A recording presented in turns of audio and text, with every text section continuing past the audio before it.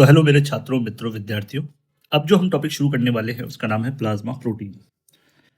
तो यहाँ मैं आपको प्लाज्मा प्रोटीन के बारे में बताता हूँ कि प्लाज्मा प्रोटीन का मतलब होता है ब्लड प्लाज्मा में प्रेजेंट इंपॉर्टेंट प्रोटीन्स हैं जो हमारे बॉडी के नॉर्मल फंक्शनिंग के लिए बहुत ज़्यादा ज़रूरी होती हैं। ये प्रोटीन ब्लड के थ्रू पूरे बॉडी में सर्कुलेट करती हैं और अपना अपना काम करती हैं। इस प्लाज्मा प्रोटीन वाले टॉपिक को हम सबसे पहले इंट्रोडक्शन में थोड़ा सा डिस्कस करेंगे। इंट्रोडक्शन में हम बताएंगे कि प्लाज्मा प्रोटीन का बेसिक आइडिया क्या है। प्लाज्मा प्रोटीन ब्लड के लिक्विड पार्ट में डिसॉल्व होती है और ये बॉडी के अंदर ट्रांसपोर्ट, इम्यूनिटी, क्लॉटिंग और बैलेंस मेंटेन करने जैसे कामों में मदद करेगी। फिर अगला पॉइंट जो डिस्कस करेंगे वो नॉर्मल वैल्यूज से रिगार्ड है। नॉर्मल वैल्यू में हम बात करेंगे कि हेल्दी पर्सन के ब्लड प्लाज्मा में और प्लाज्मा प्रोटीन की नॉर्मल क्वांटिटी में क्या डिफरेंस है ना। इस सेक्शन में ये बताया जाता है कि नॉर्मल कंडीशन में प्लाज्मा प्रोटीन का लेवल कितना होना चाहिए ताकि डॉक्टर किसी डिसीज को आइडेंटिफाई कर सके। ठीक। फिर अगले सेक्शन में जो हम बात करते हैं, अगले सेक्शन में हम बात करेंगे कि प्लाज्मा प्रोटीन को अलग अलग पार्ट्स में कैसे डिवाइड किया जाए। इसमें हम स्पेशल लेबोरेटरी टेक्निक्स के बारे में बात करेंगे, जैसे इलेक्ट्रोफोरेसिस का यूज़ करके कैसे कैसे हम डिफरेंट प्लाज्मा प्रोटीन को सेपरेट करते हैं जिससे उनका स्टडी आसानी से डिटेल में की जा सके। फिर प्रोटीन्स के प्रॉपर्टीज़ के बारे में बात करी जाएगी। इसमें इनकी फिजिकल और केमिकल कैरेक्टरिस्टिक को एक्सप्लेन करेंगे, जैसे इनका मॉलिक्यूलर वेट क्या होता है, सॉल्युबिलिटी, चार्ज और उनके फंक्शन को कैसे कैसे हम समझ सकते हैं। फिर बात करेंगे हम ऑरिजिन की। ऑरिजिन का मतलब है कि प्लाज्मा प्रोटीन बॉडी में कहाँ बनते हैं, क्योंकि ज़्यादातर प्लाज्मा प्रोटीन लिवर में सिंथेसाइज होते हैं, जबकि एकाध टाइप के जो प्रोटीन हैं वो इम्यून सिस्टम के सेल भी बनाते हैं। ठीक है। फंक्शन में हम डिस्कस करने वाले हैं कि प्लाज्मा प्रोटीन के मेन काम क्या है बॉडी के अंदर, जैसे ये प्रोटीन ब्लड क्लॉटिंग में, इम्यूनिटी प्रोवाइड करने में, हार्मोन और न्यूट्रिएंट के ट्रांसपोर्ट में, ऑस्मोटिक प्रेशर को मेंटेन करने में हेल्प करता है। तो ऐसे ही कुछ और भी फंक्शन डिटेल में देखेंगे। फिर अगला टॉपिक है प्लाज्मा फेरेसिस जो हमें डिस्कस करना है। प्लाज्मा फेरेसिस एक मेडिकल प्रोसीजर होता है जिसमें ब्लड से प्लाज्मा को हम अलग करके उसकी स्टडी करते हैं और इसको बेसिकली हम यूज़ करते हैं ऑटो इम्यून डिसीज या किसी टॉक्सिक कंडीशन के ट्रीटमेंट के लिए। क्लियर। लास्ट में इस चैप्टर में बताया गया है variations in plasma protein level. तो इसमें बताया गया है कि प्लाज्मा प्रोटीन लेवल नॉर्मल कितनी होती है और उसमें कम या ज़्यादा हो जाए तो कौन कौन सी बीमारियां हो सकती हैं, कौन कौन से डिसीज, माल न्यूट्रिशन, लिवर डिसऑर्डर, डिहाइड्रेशन जैसे फैक्टर प्लाज्मा प्रोटीन लेवल को किस तरीके से अफेक्ट कर सकते हैं। तो ये हम पढ़ने वाले हैं इस चैप्टर में। तो चलिए शुरू करते हैं हम इंट्रोडक्शन के साथ।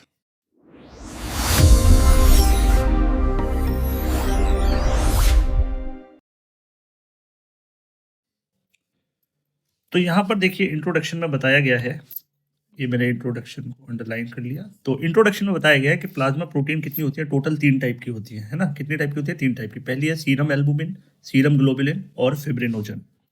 ठीक है। ठीक है, समझ गया। अब थोड़ा डिटेल में अगर हम समझें तो सीरम जो है, सीरम वर्ड जो है हम सिर्फ किसके लिए लगाते हैं? सीरम वर्ड हम किसके लिए लगाते हैं? अबे मुझे क्या पता, मुझसे पूछे जा रही है बार बार। सीरम वर्ड जो है वो सिर्फ एल्बुमिन और ग्लोबुलिन में प्रेजेंट टर्म्स के लिए हम लगाते हैं। ठीक है। यानी जो सीरम कंपोनेंट होता है ब्लड का उसमें सिर्फ और सिर्फ एल्बुमिन और ग्लोबुलिन होती है। तो because of this albumin globulin are usually called serum and serum albumin and serum globulin. तो आपको पता चल गया कि ये 3 टाइप के प्लाज्मा प्रोटीन है, serum albumin, serum globulin, but not serum fibrinogen, क्योंकि फिब्रिनोजन सीरम में प्रेजेंट नहीं होगी, वो प्लाज्मा में प्रेजेंट है तीनों कंपोनेंट के हिसाब से। क्लियर। अब बात करते हैं नॉर्मल वैल्यूज की। तो देखिए नॉर्मल वैल्यूज हमें हेल्दी ब्लड में प्लाज्मा प्रोटीन के लेवल के बारे में बताता है। हेल्दी ब्लड है ना, जिसमें कोई बीमारी नहीं है। ये कुछ इस तरीके से है जैसे कि टोटल प्रोटीन कितनी होती है 7.3 ग्राम पर डेसीलीटर, जिसकी रेंज है 6.4 से 8.3 तक। फिर सीरम एल्बुमिन की मैं बात करूं तो ये मैक्सिमम अमाउंट में होती है 4.7 ग्राम पर डेसीलीटर। दूसरे नंबर पे आती है आपकी सीरम ग्लोबुलिन जो 2.3 ग्राम, जस्ट हाफ, और फाइब्रिनोजन लेस देन 1, तो 0.3 ग्राम पर डेसीलीटर। यानी अगर ब्लड टेस्ट में इनकी वैल्यूज की रेंज के बाहर है ना, ये जो वैल्यूज दी है इन रेंज से, इस रेंज से बाहर है तो ये लिवर, किडनी या न्यूट्रिशन रिलेटेड प्रॉब्लम की तरफ इशारा करेगा। क्लियर? अब मैं बात करता हूं एल्बुमिन ग्लोबुलिन रेशियो की, या जिसको हम बोलते हैं एजी रेशियो। तो प्लाज्मा में एल्बुमिन और ग्लोबुलिन का रेशियो को हम एजी रेशियो कहते हैं। ये रेशियो लिवर या किडनी से रिलेटेड कुछ डिसीज को समझने में हमें हेल्प करता है। क्लियर? स्पेशली लिवर और किडनी से रिलेटेड। नॉर्मल एजी रेशियो होता है 2:1, मतलब एल्बुमिन का लेवल ग्लोबुलिन के लेवल का रफली डबल होता है। ये हमें इससे पता चलता है। तू समझा? हाँ। नहीं, तू समझा नहीं। सेपरेशन ऑफ प्लाज्मा प्रोटीन के बारे में जब हम बात करेंगे तो इसका मतलब क्या है? तो देखिए, प्लाज्मा प्रोटीन को अलग अलग लेबोरेटरी में मेथड के थ्रू, अलग अलग मेथड्स के थ्रू सेपरेट किया जाता है। ठीक है? ये अलग अलग मेथड प्रोटीन के केमिकल प्रॉपर्टीज, सॉल्युबिलिटी और उनके चार्ज और साइज पर डिपेंड करते हैं। ये बात आपको याद रखनी है। तो सेपरेशन में ये बैकग्राउंड हमको दिमाग में लेकर रखना पड़ेगा। ठीक है? सबसे पहला मेथड जो है वो है प्रेसिपिटेशन मेथड। कौन सा मेथड? Precipitation method. इस मेथड में होता है क्या, देखिए कि इस मेथड में सीरम प्रोटीन को एल्बुमिन और ग्लोबुलिन में सेपरेट किया जाता है, दोनों को अलग अलग। ये काम करने के लिए इसमें कम से कम 22% सोडियम सल्फेट सॉल्यूशन मिलाया जाता है। सोडियम सल्फेट ग्लोबुलिन को प्रेसिपिटेट कर देता है, यानी उसको जमा देता है क्लॉट के फॉर्म में, एक तरीके से क्लॉट मान लीजिए उसको समझने के लिए, है ना। जबकि एल्बुमिन सॉल्यूशन में ही रह जाता है, यानी ग्लोबुलिन अलग हो जाता है और एल्बुमिन सॉल्यूशन में ऑलरेडी डिसॉल्व स्टेट में रहता है। तो प्रेसिपिटेशन मेथड के थ्रू आप कौन सी प्लाज्मा प्रोटीन को अलग करते हैं? सीरम ग्लोबुलिन को। ठीक है? वाओ। अब दूसरा मेथड है सॉल्टिंग आउट मेथड। इस मेथड में सीरम ग्लोबुलिन को दो फ्रैक्शन में डिवाइड किया जाता है, यू ग्लोबुलिन एंड स्यूडोग्लोबुलिन। ठीक है? Euglobulin and pseudoglobulin. किसको? सीरम ग्लोबुलिन को। अब यू ग्लोबुलिन के बारे में पहले समझते हैं क्या बताया गया है। देखिए, full saturation with sodium chloride solution. You globulin अलग कैसे करोगे आप? उसको फुली सैचुरेट करके, कौन से सॉल्ट से? सोडियम क्लोराइड सॉल्यूशन से। Half saturation with magnesium sulphate and 1/3 saturation with ammonium sulphate. और यू ग्लोबुलिन की एक और कैरेक्टर है, ये पानी में इनसॉल्युबल होगा। ठीक है? यानी अगर आपको किसी सीरम ग्लोबुलिन के सैंपल में से ग्लोबुलिन की जो दो फ्रैक्शन है, यू ग्लोबुलिन और स्यूडो, तो यू ग्लोबुलिन को अगर आपको फुली सैचुरेट करके निकालना है तो क्या मिलाना पड़ेगा? Sodium chloride. हाफ सैचुरेशन के साथ निकालना है तो मैग्नीशियम सल्फेट। 1/3 सैचुरेशन के साथ निकालना है तो अमोनियम सल्फेट। ठीक है? जबकि अगर मुझे कौन सा कंपोनेंट चाहिए? स्यूडो ग्लोबुलिन, तो फुल सैचुरेशन के लिए इसमें क्या मिलाते हैं? Magnesium sulphate. हाफ के लिए क्या मिलाएंगे? Ammonium sulphate. और ये वाटर में सॉल्युबल होता है। कैसा होता है? वाटर में सॉल्युबल। जबकि यू ग्लोबुलिन कैसा होता था? Non soluble. क्लियर? मजा आया। इंपॉर्टेंट बात है कि ये सोडियम क्लोराइड सॉल्यूशन में सैचुरेट नहीं होता या सॉल्ट आउट नहीं होता। यानी डिफरेंट साइड का यूज करके हम ग्लोबुलिन के अलग अलग फ्रैक्शंस को अलग अलग निकाल सकते हैं अपनी स्टडी के लिए। क्लियर? अपने पास जो थर्ड मेथड है उसका नाम है इलेक्ट्रोफोरेटिक मेथड। इस मेथड में प्रोटीन को उनके इलेक्ट्रिकल चार्ज और माइग्रेशन रेट के बेसिस पर सेपरेट किया जाता है। समझ में आया? नहीं, तू समझा नहीं। ये काम टिसेलियस एपरेटस द्वारा किया जाता है ना। कौन सी एपरेटस? ये एक मशीन का नाम है जिसका नाम है टिसेलियस एपरेटस में होता है, जिसमें क्या होता है बेसिकली पेपर और सेल्यूलोज या स्टार्च ब्लॉक यूज किए जाते हैं। ठीक है? और इसका रिजल्ट क्या होता है कि जो प्रोटीन अलग हो जाता है उसमें परसेंटेज के हिसाब से प्रोटीन को अलग किया जा सकता है। Albumin approximately 55%, alpha globulin 13%, beta globulin 14%, gamma globulin 11%, fibrinogen 7%। क्या बात है सर, क्या बात है सर, क्या बात है, ये बात है। हमें जो सैंपल मिलेगा उसमें ये परसेंटेज होगी अलग अलग प्रोटीन्स की। फोर्थ तरीका जो है हमारा वो है कोहन्स फ्रैक्शनल प्रेसिपिटेशन मेथड। इस मेथड में प्लाज्मा प्रोटीन को एल्बुमिन और ग्लोबुलिन के फ्रैक्शन में सेपरेट किया जाता है, लेकिन यहां पर सेपरेशन का जो बेसिस है वो क्या है? सॉल्युबिलिटी। समझ रहे हो? समझ रहे हो आप? समझ रहे हो ना? सॉल्युबिलिटी मतलब प्रोटीन अलग अलग डिसॉल्व या प्रेसिपिटेट होते हैं और इसके थ्रू अलग अलग किए जा सकते हैं। एक और मेथड है अल्ट्रा सेंट्रीफ्यूगेशन मेथड। इस मेथड में हम क्या करेंगे कि एल्बुमिन, ग्लोबुलिन और फिब्रिनोजन को उनकी डेंसिटी के आधार पर, ठीक है, आप बस आपको याद ये रखना है कौन से मेथड में बेसिस क्या है, डेंसिटी के आधार पर हम उसे सेपरेट करते हैं। और ये यूजफुल किस में है, जब भी आपको प्लाज्मा प्रोटीन्स का मॉलिक्यूलर वेट निकालना है तब आप इस मेथड का यूज करते हैं। एक तरीका है जेल फिल्ट्रेशन क्रोमेटोग्राफी। ये एक तरीके का कॉलम क्रोमेटोग्राफी मेथड है। प्रोटीन्स को साइज के बेसिस पर सेपरेट किया जाता है। किस बेसिस पर? On the basis of size. Protein porous beads के थ्रू पास होती है। हर प्रोटीन का डिफ्यूजन बीड्स के अंदर उसके साइज पर डिपेंड करेगा। तो जो नहीं कर पाएगा, जो इधर रह जाएगा, वो उस पोरस फील्ड से नहीं निकल पाएगा, और जो पास हो जाएगा उसका मॉलिक्यूलर वेट उतना, मॉलिक्यूलर साइज उतना ही छोटा होगा। ठीक है, चलो भाई देखो अब मैं क्या करता हूँ। फिर है आपका इम्यूनो इलेक्ट्रोफोरेटिक मेथड। इस मेथड में क्या होता है, इस मेथड में प्रोटीन को इलेक्ट्रोफोरेटिक पैटर्न के बेसिस पर सेपरेट किया जाता है। प्रेसिपिटेशन एंटीजन एंटीबॉडी रिएक्शन के साइट पर होता है। क्लियर? ये टेक्निक डिफरेंट प्रोटीन्स का क्वांटिटेटिव मेजर प्रोवाइड करती है। कैसा? क्वांटिटेटिव मेजरमेंट, क्वालिटेटिव नहीं, क्वांटिटेटिव। ठीक है, यानी टोटल हमारे पास इस पूरे का जिस्ट क्या है मैं बोलूं, हमारे पास टोटल 7 मेथड हैं और हर एक मेथड का अपना एक यूनिक प्रिंसिपल है। कोई सॉल्युबिलिटी के बेसिस पर काम कर रहा है, कोई चार्ज के बेसिस पर, कोई डेंसिटी के बेसिस पर, कोई साइज के बेसिस पर, कोई एंटीजन एंटीबॉडी के रिएक्शन पर।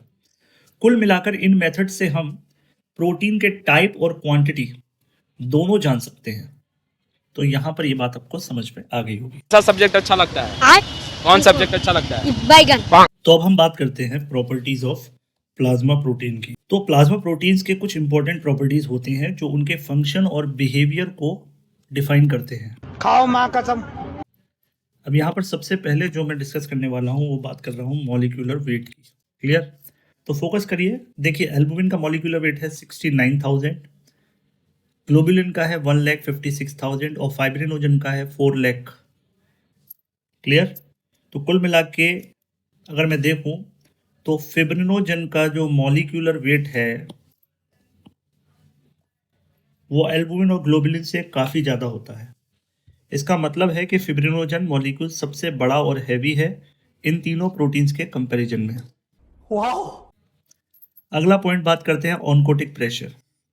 तो देखिए, प्लाज्मा प्रोटीन ब्लड में ऑस्मोटिक प्रेशर या ऑनकोटिक प्रेशर मेंटेन करते हैं। ये प्रेशर प्रोटीन के कोलॉइडल नेचर की वजह से जनरेट होता है और वाटर बैलेंस मेंटेन करता है। नॉर्मल ऑनकोटिक प्रेशर लगभग 25 mmHg होता है। लगभग कितना होता है? 25 mmHg। और इसमें मेजर रोल किस प्रोटीन का है? एल्बुमिन का, क्योंकि यही सबसे ज़्यादा ऑस्मोटिक प्रेशर क्रिएट करता है।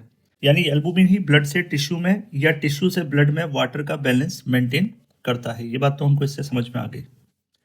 नेक्स्ट है स्पेसिफिक ग्रेविटी। तो प्लाज्मा प्रोटीन का स्पेसिफिक ग्रेविटी कितना होता है? 1.026।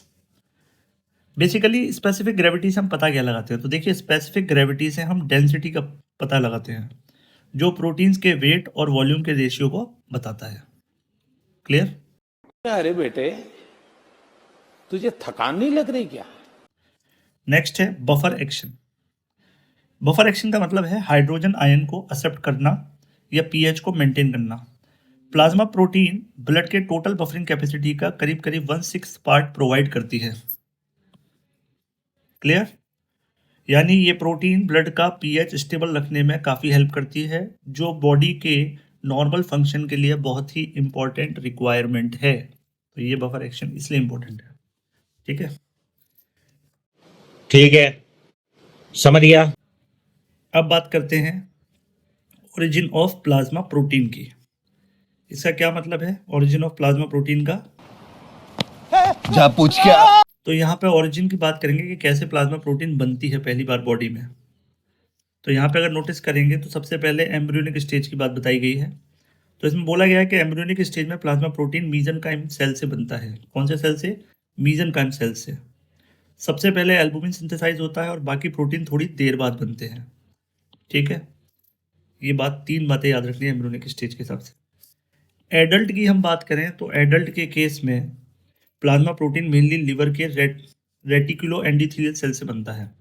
लिवर के कौन से? रेटिकुलो एंडोथेलियल सेल्स में। और इनके अलावा स्प्लीन, बोन मैरो और डिसइंटीग्रेटेड ब्लड सेल्स और जनरल टिश्यू से भी ये बनता है। स्पेसिफिकली मैं बात करूं गामा ग्लोबुलिन की, तो ये बी लिम्फोसाइट से बनते हैं। किससे बनते हैं? बी लिम्फोसाइट से, यानी ये इम्यून सिस्टम के सेल से बनता है, ना कि लिवर से। जबकि इसके अलावा alpha globulin, beta globulin, albumin, fibrinogen, ये सब के सब किससे बनते हैं? आपके लिवर से। मजा आया। अब हम बात करते हैं फंक्शंस ऑफ प्लाज्मा प्रोटीन की। तो देखिए, प्लाज्मा प्रोटीन बॉडी के लिए बहुत एसेंशियल होते हैं, ये बात याद रखिए।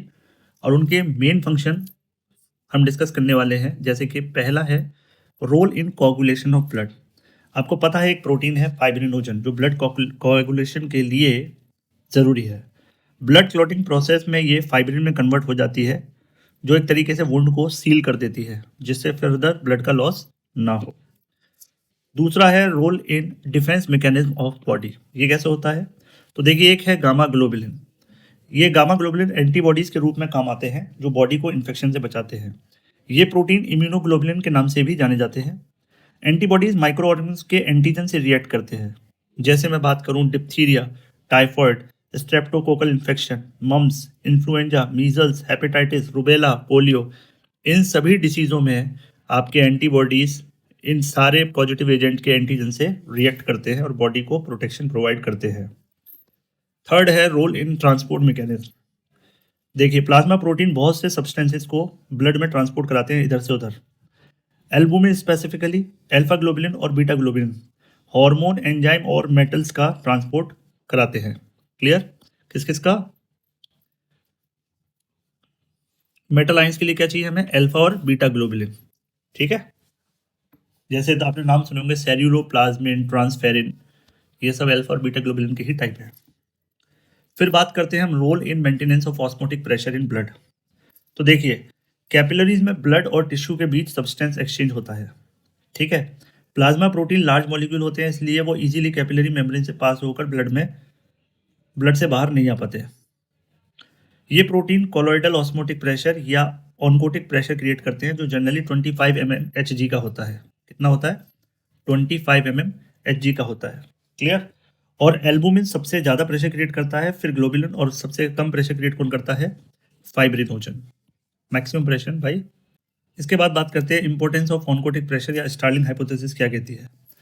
तो देखिए, प्लाज्मा प्रोटीन का ऑस्मोटिक प्रेशर ब्लड और सेल के बीच सब्सटेंस एक्सचेंज में रोल प्ले करता है। समझ रहे हो? समझ रहे हो आप? समझ रहे हो ना? इसका मतलब है net filtration is equal to hydrostatic pressure difference minus oncotic pressure difference. तो स्टार्लिंग लॉ के हिसाब से यही बताया गया है कि नेट फिल्ट्रेशन कैपिलरी से किस बात के प्रोपोर्शनल होगा कि hydrostatic pressure difference across the membrane minus oncotic pressure difference. ये दो चीज़ों के, ये क्या है इसको हम पढ़ेंगे एक्सक्रीशन वाले चैप्टर में। अभी के लिए बस हमें याद रखना है कि ये ऑस्मोटिक प्रेशर को मेंटेन कराती है mainly albumin. Clear? Role in regulation of acid base.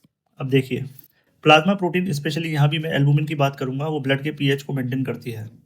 ये प्रोटीन हाइड्रोजन आयंस को एक्सेप्ट करके बफरिंग का एक्शन करते हैं। कौन सा एक्शन? Buffer action. ठीक, और ब्लड के टोटल बफरिंग कैपेसिटी का अप्रोक्सीमेटली 15% जो है, वो 15% कॉन्ट्रीब्यूशन वो कौन करता है? Plasma protein. Clear? Now 6th role जो इसका है वो है विस्कोसिटी ऑफ ब्लड में। तो प्लाज्मा प्रोटीन ब्लड को विस्कस या थिक बनाती है, जो ब्लड प्रेशर मेंटेन करने के लिए ज़रूरी है। क्लियर? और इसमें भी एल्बुमिन सबसे ज़्यादा विस्कोसिटी प्रोवाइड करता है। मजा आया। फिर बात करते हैं role in erythrocyte sedimentation rate या ESR जिसको बोलते हैं। शॉर्ट में इसको क्या लिखते हैं? ESR। अब क्या है कि ग्लोबुलिन और फिब्रिनोजन रेड ब्लड सेल को रोलेक्स फॉर्मेशन में हेल्प करती है। कौन से फॉर्मेशन में? और रोलेक्स फॉर्मेशन, यानी एक के ऊपर एक पाइल अप करने में। ये ESR के लिए इंपॉर्टेंट है, जो डायग्नोस्टिक और प्रोग्नोस्टिक टूल है। और ESR कैलकुलेशन से हम बहुत सी चीज़ों का डायग्नोस या प्रोग्नोसिस चेक करते हैं। क्लियर? अच्छा, ठीक है, समझ गया। Role in suspension stability of RB cell. इसका मतलब क्या है कि during circulation the red blood cell remain suspended uniformly in the blood, यानी कहने का मतलब यह है कि सर्कुलेशन के दौरान आरबीसी ब्लड में यूनिफॉर्मली सस्पेंड करते हैं। ये प्रॉपर सस्पेंशन स्टेबिलिटी कहलाती है। और इसके लिए जिम्मेदार कौन है? ग्लोबुलिन और फिब्रिनोजन, जो आरबीसी को स्टेबल सस्पेंशन में बनाए रखते हैं। क्लियर?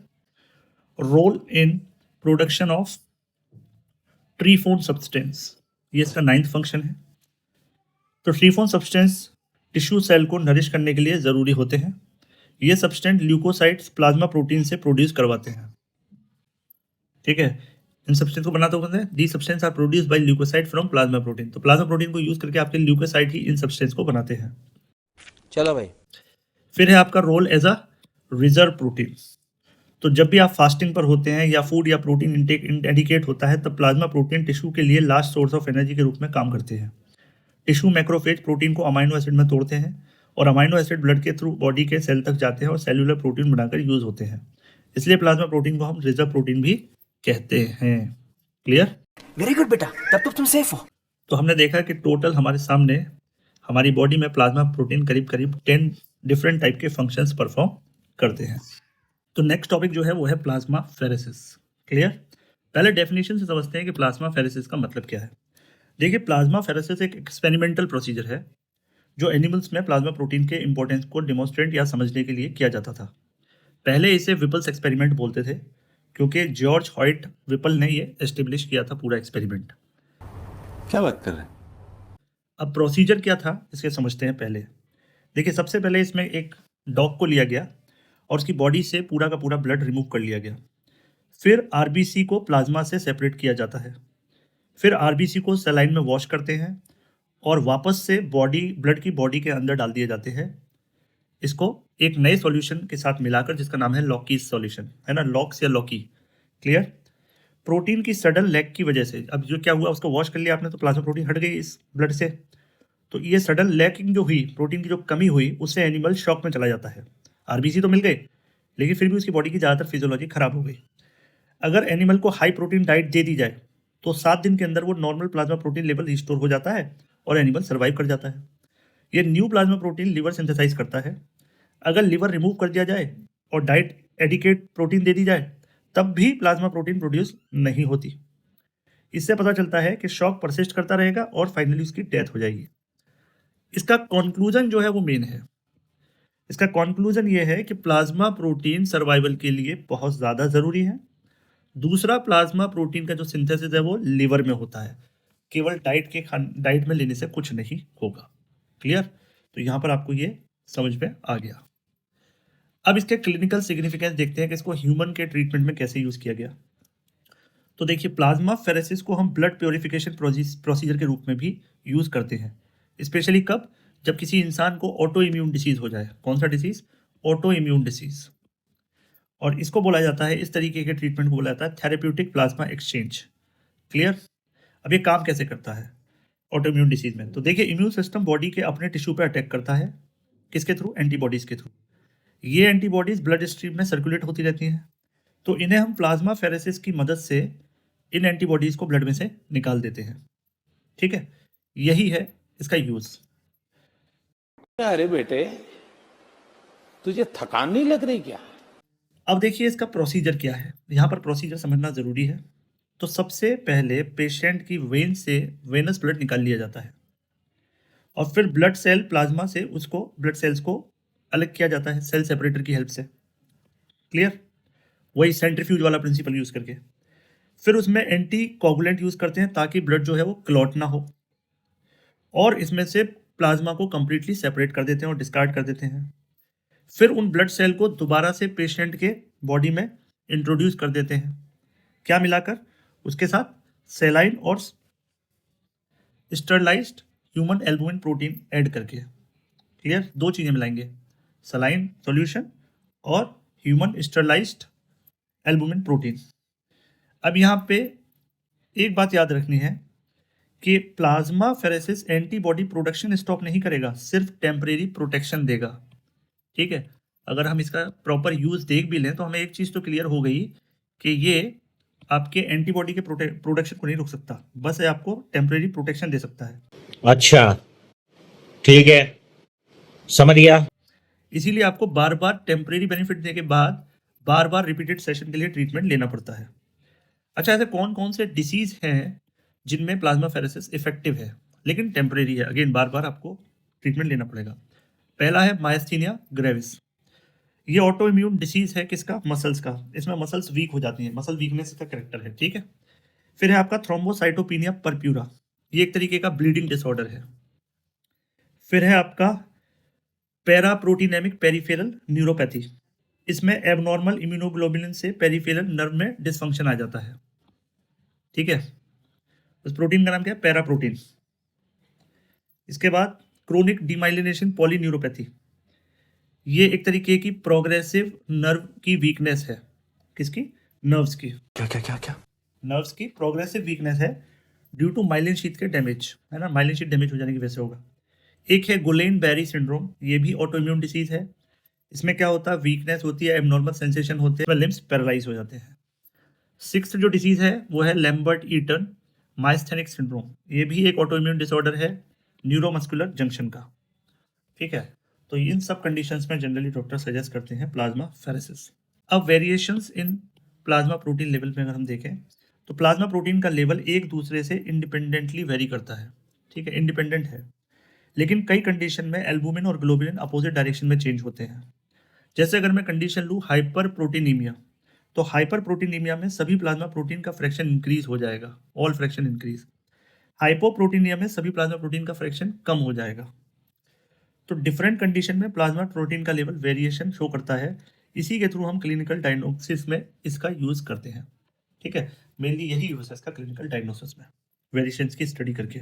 अब हम इस टेबल नंबर 8.1 आपकी बुक में as per the edition of book, table का नंबर कुछ भी हो सकता है लेकिन ये उस चैप्टर में होगी जरूर, ठीक है।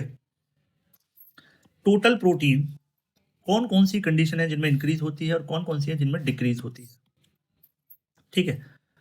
तो टोटल प्रोटीन हाइपर प्रोटीनीमिया में हाइपर मतलब जब प्रोटीन का कंटेंट बढ़ जाए और हाइपो में कम हो जाए।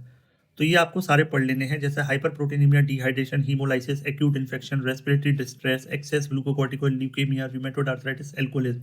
सारे तो याद नहीं रहेंगे, इनमें से 2-3 आप याद कर सकते हैं। क्या बात है सर, क्या बात है सर, क्या बात, ये बात है, अरे सर क्या बात। केवल एल्बुमिन कब बढ़ेगा? डिहाइड्रेशन के केस में, एक्सेस ग्लूकोकॉर्टिकोइड या कंजेस्टिव हार्ट फेलियर में। ग्लोबुलिन कब बढ़ेगा? सिरहोसिस ऑफ लीवर में, क्रोनिक इन्फेक्शन में, नेफ्रोसिस और रूमेटॉइड आर्थराइटिस में। फाइब्रोनेजन कब एक्सेसिवली बढ़ेगा? एक्यूट इन्फेक्शन में, rheumatoid arthritis, glomerulonephritis, myocardial infection, stroke और ट्रॉमा में। और एजी रेशियो कब बढ़ेगा? हमेशा हाइपोथायरॉयडिज्म, एक्सेस ग्लूकोकॉर्टिकोइड, हाइपोगामाग्लोबिनेमिया और इनटेक ऑफ हाई कार्बोहाइड्रेट और प्रोटीन डाइट में। क्लियर? इसके उलट एजी रेशियो कम कब होता है? लीवर डिसफंक्शन में, ठीक है, और नेफ्रोसिस में। क्लियर? फाइब्रिनोजन कब कम होगा? फाइब्रिनोजन की वैल्यू कम होगी कब? लिवर डिसफंक्शन में और एनाबॉलिक स्टीरॉयड लेने पर या फिर फिनोबार्बिटोल नाम की दवाई लेने पर। ग्लोबुलिन कब कम होगा? एम्फाइसीमा के केस में, ठीक है, एक्यूट हीमोलाइटिक एनीमिया में, ग्लोमेरुलोनेफ्राइटिस में, हाइपोग्लोबिनेमिया में, इन सब कंडीशंस में। तो ये आपके टेबल कभी पूछी नहीं जाती, लेकिन जनरली आपको ये पढ़ लेनी है, पूरी आप पढ़ सकते हैं। इसमें कुछ ऐसा है नहीं, याद रखने हैं थोड़े थोड़े। जब पर्टिकुलर डिसीज आप पैथोलॉजी और मेडिसिन में पढ़ेंगे तभी आपको ये चीज़ें याद होंगी। अभी बस आपको इनके नाम पता होने चाहिए, ठीक है। चलिए, तो इसी के साथ ये चैप्टर खत्म होता है। नेक्स्ट वीडियो स्टार्ट करेंगे नेक्स्ट चैप्टर से। Thank you. खत्म। Bye bye, tata, goodbye, गया।